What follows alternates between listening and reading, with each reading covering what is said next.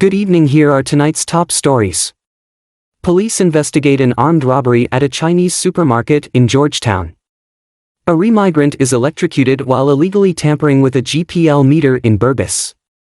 A motorcyclist dies after colliding with a GPL post on Laguan Island. A miner is injured in a mining pit collapse in Region 1. A teacher is remanded after police seize over 3,000 grams of narcotics from her home. Vice President Barrett Jagdeo clarifies questions regarding Guyana's oil reserves.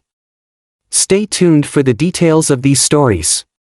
Please remember to like, share and subscribe to our channel for more news. Miner injured in mining pit collapse in Region 1. A miner, identified as Nolan Leung, was injured on May 25, 2024, when a 17-foot mining pit wall collapsed at Arakaka Perseverance in Matarkai, Region 1, Barimaweni. Leung, an employee of Airtunda Oliveira, was working near the pit wall when the incident occurred. According to a statement from the Ministry of Labor, the collapse happened around 7:30 HRS while Leung was jetting with a 6-inch water pump close to the pit wall. Witnesses and relatives provided this information to the ministry. Leung was immediately transported to the Port Kaituma District Hospital for medical treatment. The ministry's Occupational Safety and Health (OSHI) department is currently investigating the incident to determine the cause and ensure compliance with safety regulations. The Ministry of Labor emphasized its commitment to ensuring the safety and well-being of workers in the mining sector and will be conducting a thorough investigation to prevent future incidents. Motorcyclist dies after colliding with GPL post on Laguan Island. In a tragic incident early Friday morning, 23-year-old Vikash Singh lost his life after crashing his motorcycle into a Guyana Power and Light (GPL) post on the island of Laguan. The accident occurred at around 3:20 HRS on the Enterprise Public Road.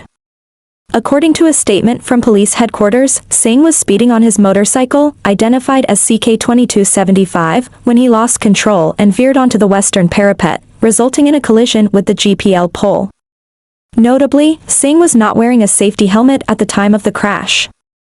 After the collision, Singh was found unconscious and was immediately transported to the Laguan Cottage Hospital. Unfortunately, he was pronounced dead on arrival. His body is currently at the Laguan Hospital mortuary, awaiting a post-mortem examination. This incident underscores the critical importance of adhering to speed limits and wearing safety helmets to prevent such fatalities.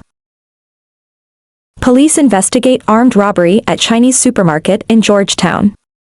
Police are investigating a daring armed robbery that took place at the A Good Luck supermarket in Georgetown on Thursday, where a 22-year-old Chinese supermarket owner was held at gunpoint and robbed of an undisclosed amount of cash and a quantity of phone cards. The incident occurred around 16:50 HRS and involved two suspects. One of the suspects, identified as 23-year-old O'Neill Batson of Durban Street, Lodge, Georgetown, was shot by the supermarket's security guard during the escape attempt. Batson is currently under police guard at the Georgetown Public Hospital, where he sought medical attention for his injuries. The other suspect remains at large. According to a statement from police headquarters, the victim, Zhang Si, who resides in Isia Field Sofia, was operating her supermarket when the armed suspects entered. The robbers approached Si, held her at gunpoint, and demanded the cash and phone cards from a drawer. Upon raising the alarm, the security guard on duty responded swiftly. Police reports indicate that the security guard discharged a round from his 12-gauge shotgun, striking Batson. The suspects fled the scene, discharging several rounds as they escaped. At the scene, police recovered one cartridge casing and 2.32 spent shells. The investigation is ongoing, and authorities are actively searching for the second suspect. Remigrant electrocuted while illegally tampering with GPL meter in Burbus. A tragic incident occurred on Thursday morning in Yakasari North, Blackbush Polder, where 63-year-old remigrant Shriman Samraj, also known as Alok, was electrocuted while tampering with a Guyana Power and Light (GPL) meter to access electricity illegally. The incident took place around 9:15 hours. Samraj and his wife, Danmati Dionarin, known as Afarosa, had recently returned to Guyana from Trinidad in November 2023. Upon their arrival, they discovered that the GPL meter connected to their home was falling off. They reported the issue to GPL, and in March 2024, a staff member inspected the meter and found it had been tampered with, leading to its removal. The couple was advised to visit the GPL office to resolve the issue, which required an $80,000 payment to reconnect the electricity. Unable to afford this, Samraj resorted to making an illegal connection from a nearby post. According to police reports, Samraj would connect the electricity every evening and disconnect it early each morning. On the morning of the incident, Samraj informed Dionarine that he planned to disconnect the electricity as GPL staff would be in the area. Dionarine left home for errands and later received a call notifying her that Samraj was found lying motionless in front of their yard. Upon arrival, police observed Samraj's body with his hands holding a wire to his chest and burn marks on his chest and abdomen. Samraj was taken to Mibikiri Public Hospital, where he was pronounced dead on arrival. This incident highlights the dangers of tampering with electrical systems and the severe risks associated with illegal connections. Authorities urge residents to follow legal procedures and safety protocols to avoid such tragedies. Teacher remanded after police seize over 3,000 grams of narcotics from her home. Saifia Budram, a 24-year-old teacher residing at Lot 4, Public Road, Ruimveldt, Georgetown, was arrested and charged with possession of narcotics for the purpose of trafficking following a police raid at her home. The charge, filed under Section 5(1)(a)(I) of the Narcotic Drug and Psychotropic Substance Control Act Chapter 1010, stems from the discovery of over 3,000 grams of suspected cannabis. On Wednesday, May 29, 2024, officers from Regional Division 4 Fude conducted a cordon and search exercise at Budram's residence based on information received from a confidential informant. Upon arrival, police identified themselves and requested to search the premises. During the search, they found a padlocked bedroom on the upper flat of the house. Budram unlocked the room, revealing 11 transparent Ziploc bags containing leaves, seeds, and stems suspected to be cannabis. Budram was immediately informed of the offense, cautioned, arrested, and escorted to the East La Penitence police station along with the suspected narcotics. The drugs were photographed and weighed in her presence, totaling 3,015 grams. The evidence was subsequently marked, sealed, and lodged. On Friday, May 31, 2024, Budram appeared before Principal Magistrate Laron Daly in Georgetown Magistrates Court 2, where she was formally charged. She pleaded not guilty and was remanded to prison until June 21, 2024. The Ministry of Education has yet to issue a statement regarding the arrest and its implications for Budram's employment status. The investigation is ongoing as authorities work to determine the full extent of the trafficking operation.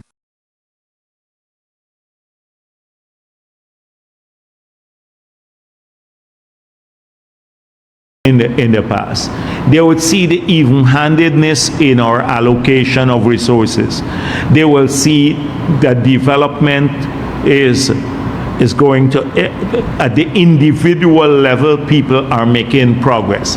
They will meet people of every race that are pro-PPP across this country, and they will get a different perspective than what they when they go to these organized meetings. You remember the last group went to New Amsterdam, and then the mayor took them up to his office upstairs and excluded the other people.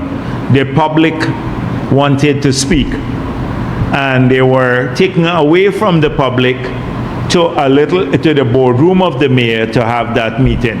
They went to Linden, and then the PNC captured it again and didn't want our councillors and anyone else to speak again. So they get captured by fringe groups. The same thing with Mako here.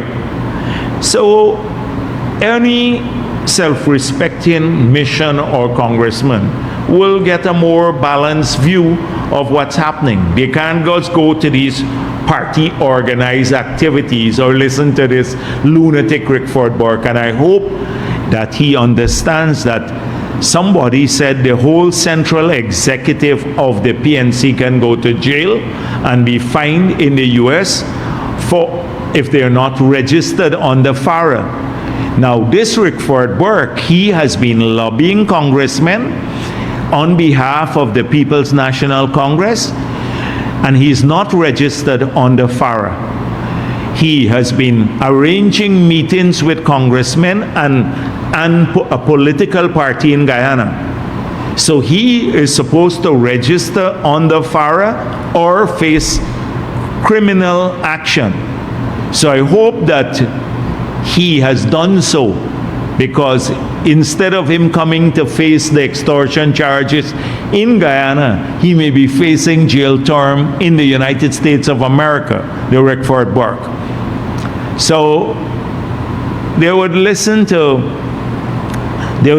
his arguments, and he will do more damage to the career of the congressman there, because he is wanted for extortion, for criminal activities in Guyana. Nobody should want to associate with him.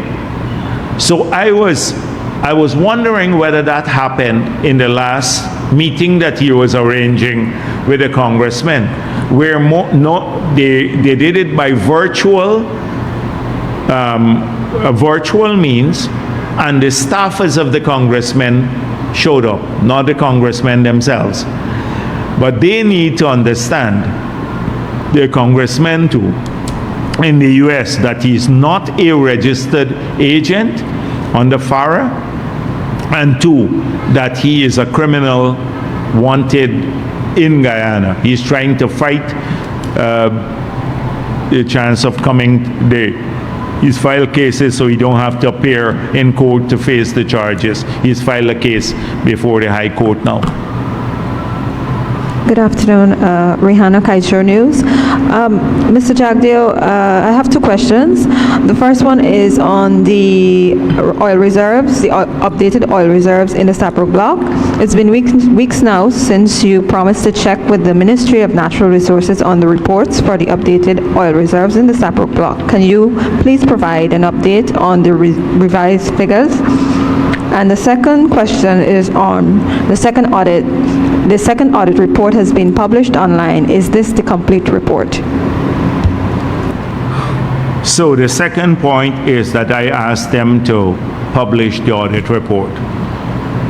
It should be the audit report as received from the auditors. That's the report. So that would be the report that they publish. That as received from the auditors. I've not checked it personally, but I asked them to post it, and they have posted it. So that should be the report.